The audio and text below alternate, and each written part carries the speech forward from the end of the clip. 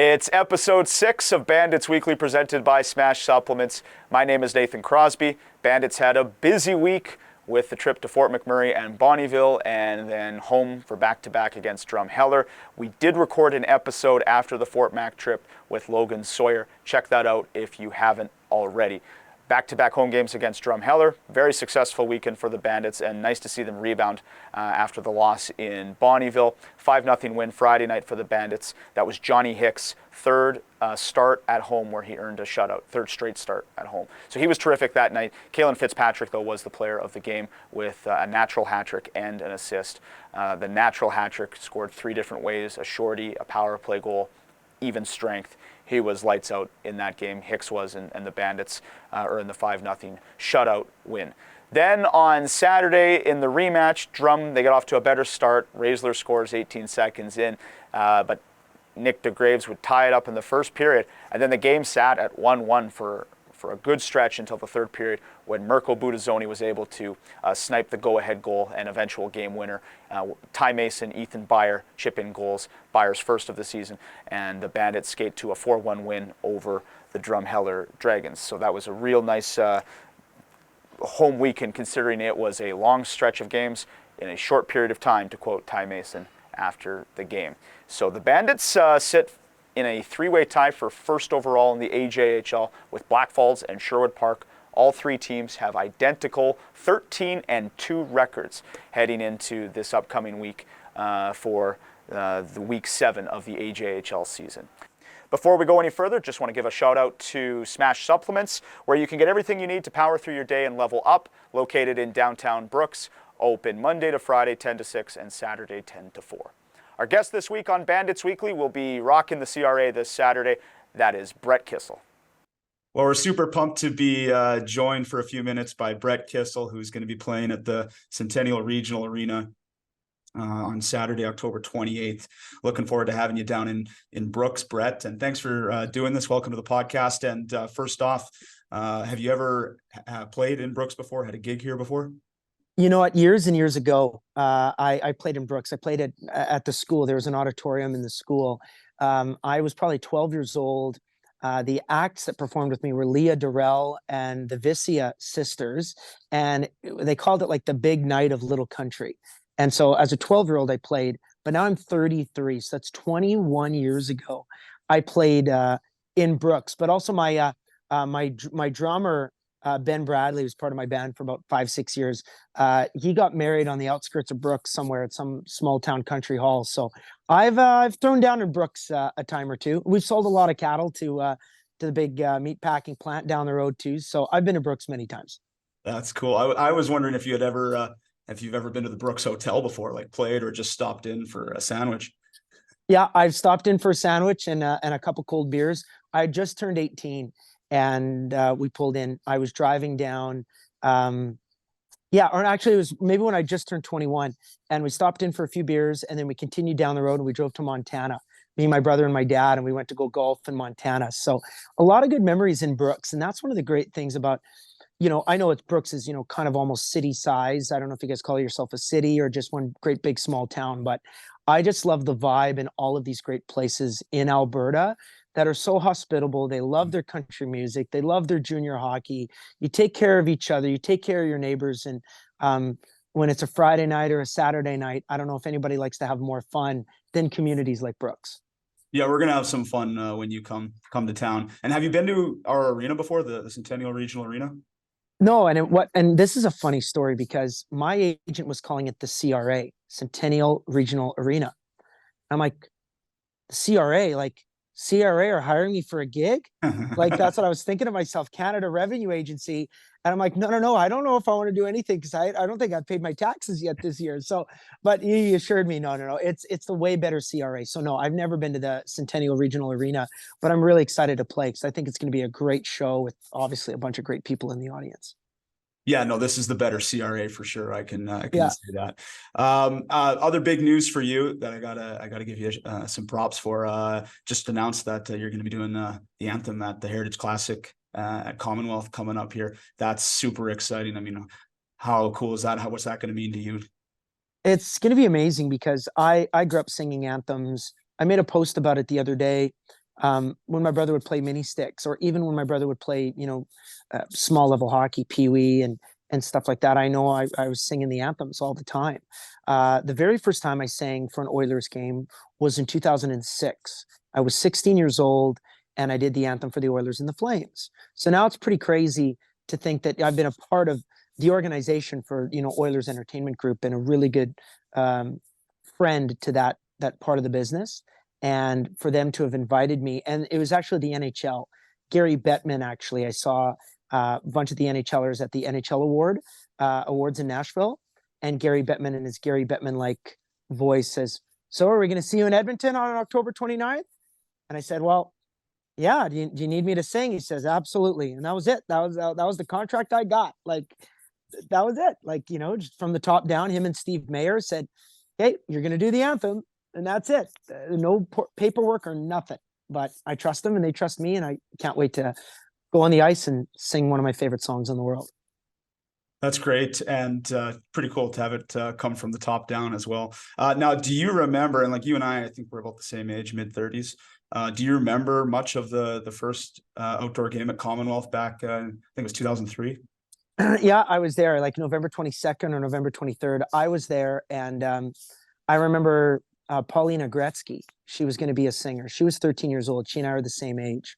And she sang the longest version of course, I shouldn't be talking about the game, but I'm talking about the musical aspect of it.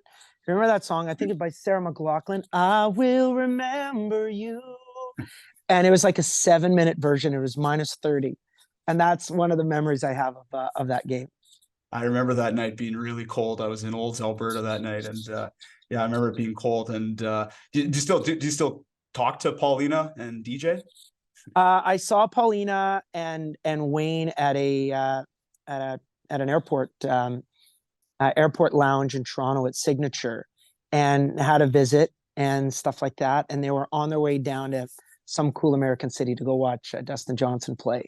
But we talked more about golf and more about our kids than we did. And I told Pauline, I said, when I was 13 years old, I said, I had a crush on you. I said, and we laughed about it and everything. And she, I think she's got a pretty good life. And I know that I'm much happier with the life that I have and the beautiful wife that I got. But so when I was 13 years old and I saw you sing at the Heritage Classic, I thought, well, I'm a singer too. Maybe we can be boyfriend, girlfriend.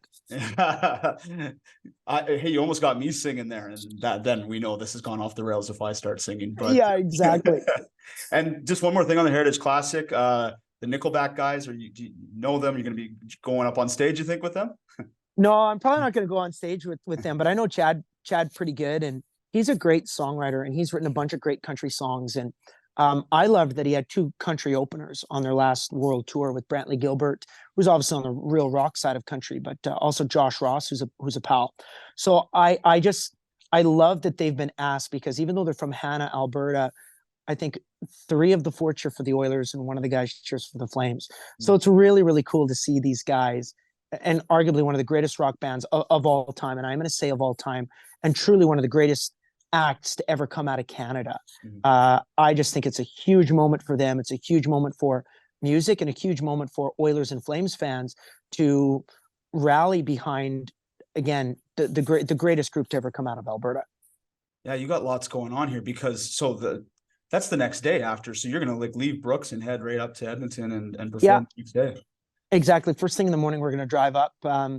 And then my wife and my kids, they're actually down on holidays right now out in the Caribbean. So they're going to fly up, and as soon as the Heritage Classic is over, I pick them all up at about 11 at night at the airport. And then we get ready for Halloween, which obviously is on Tuesday. So it's a very busy time where you mix some of my favorite things, which are obviously country music and hockey. But playing a big show at your arena in Brooks is such a thrill for me and my band, because we're all small town guys. So many of us are Albertan, and we've traveled all around the world, but there's nothing like getting a chance to come home and be a part of something that is going to be really so special. I got to ask you about the Compass Project. I was listening to it this morning. Congratulations. It sounds fantastic. What does the whole project mean to you? Well, I'm really proud of it, because it's 4 records, and each of these records are different, wonderful subgenres of country music. So by the time Yeah, actually, we'll release just like a couple days after our Brooks show, the third album, which is the West album, which is a true country record, like country and Western. So anybody who's in the cattle business, anybody who's in the oil business, anybody who loves the West the way that I do, I think is going to love this record. Mm. And then our greatest hits album, which is the North album, that'll be coming out at the beginning of December. So all in all, they're just really unique projects. And to put out 4 albums in 1 calendar year, of course we need to tour it. Of course we need to tell the story of these records. And I'm grateful that you brought it up, and grateful that we get a chance to sing a lot of these great songs in Brooks. Yeah, I was listening to the East album this morning, which is kind of more like, it was kind of a different side of you, no?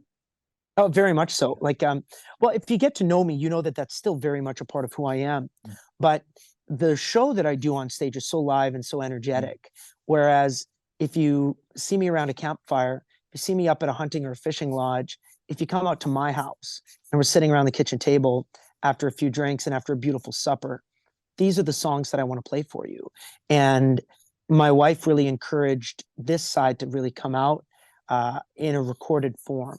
So the East record is also very much so a, I guess we peel back the curtain about the life that my wife and I have shared for the last 12 years of marriage and 15 years of knowing each other. So if you really want to get to know me on the deepest possible level that I've ever revealed to my fans, I did that in the East record. So you can listen to that right now. Good stuff. Well, we really enjoyed getting to know you. And so we're getting excited for October 28th, Brett Kissel at the CRA. What can we expect from the show, Brett? Well, it's a very unique show. Of all the shows that I've ever done and all the touring that I've done over the past decade, I've never put together a show like this that really takes you on this incredible musical journey. It's an artistic show. It's a beautiful show, but it still has that, high energy, all that enthusiasm and all that excitement that I think people are expecting and wanting, mixed with a really creative flair. So because of that, it's such a unique show that we want everybody to come and see. We know that we're selling a lot of tickets, and we've only, of course, got a week left. So we want to sell this thing out. So go to brettkissel.com and get your tickets, and get tickets for not just you and your spouse or you and your friends, but get tickets for your community. Take your staff out, get a table and take your staff out for a hell of a night, because it'll be a show I know you'll never forget. Can't wait. I got to ask one more thing, because we are the same age. You're from Bonnyville. Did you play minor hockey in Bonnyville? I played minor hockey in Glendon, actually, which is the village close to our cattle ranch. So I played till I was about 8 or 9 years old. But then I really got busy in music. Okay. So my parents were all too happy to not take me to cold arenas, but take me to rodeos and take me to concert halls and stuff like that. But whenever I play now, especially with the boys in the band, we'll rent ice often wherever we go. I'm the guy who straps on the pads and lets my band fire some slappers at me. So it's pretty fun. I love to be a goalie. My dad was a goalie and played really good level hockey and stuff like that. So I love to be in net. And maybe if I get there in time, I might be able to strap on the pads and play with the Brooks Bandits. You never know. That'd be awesome. Yeah, no, I was definitely got ties to hockey in you, which is why it's a great fit to have you down here. I was going to give you a hard time about the Adam Provincials that my team lost to Bonnyville back in 2001, but maybe you had some buddies on that team. I probably did. Did. Or maybe some guys that are now my brother-in-laws.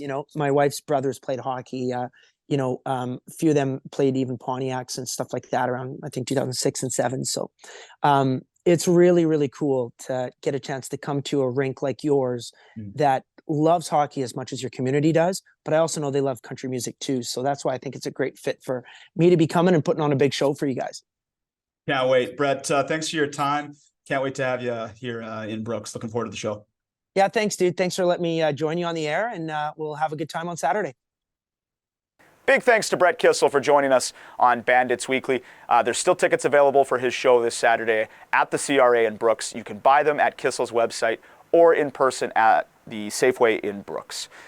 So the week preview for the Brooks Bandits coming up, we've got back-to-back road games again. Friday night we're in Whitecourt, Saturday in Spruce Grove. That'll be the 4th meeting already this year between Brooks and Whitecourt, and our last trip to the JDA Place, the former Scott Safety Center, where the Bandits have never lost. Brooks are 11-0 in Whitecourt in the regular season. History between the two teams, 13-0 if you count the league final back in 2017. So Whitecourt, they have 5 wins in their last 7 since we last saw them at the showcase in Calgary. Looking forward to that game.